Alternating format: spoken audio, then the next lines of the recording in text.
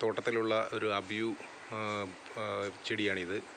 ഇത് 4 വർഷം മുമ്പ് വാങ്ങിയതാണിത്. ഹോം ഗ്രൗണ്ടിൻ്റെ ചെടിയാണ്. കഴിഞ്ഞ വർഷം ഇത് കായ്ച്ചു. ഇതിൽ 3 പഴമുണ്ടായി. അത്യാവശ്യം നല്ല മധുരമുള്ള പഴമായിരുന്നു. ഇപ്പോൾ ഇത് പൂക്കാൻ തുടങ്ങിയിട്ടുണ്ട്. ശ്രദ്ധിച്ചാൽ കാണാം, ഇതിപ്പോൾ പൂക്കാൻ തുടങ്ങിയിട്ടുണ്ട്.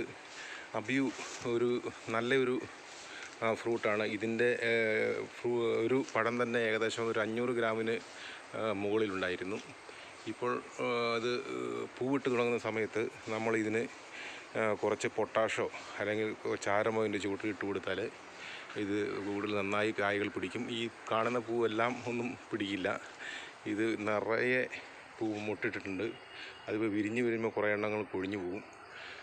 വളരെ കുറച്ച് മാത്രമേ പിടിക്കുകയുള്ളൂ. കൂടുതൽ കായ് പിടിക്കാൻ വേണ്ടിയിട്ട് പൊട്ടാഷ് അടങ്ങിയ വളങ്ങൾ ഇട്ട് കൊടുത്താൽ നന്നായിരിക്കും.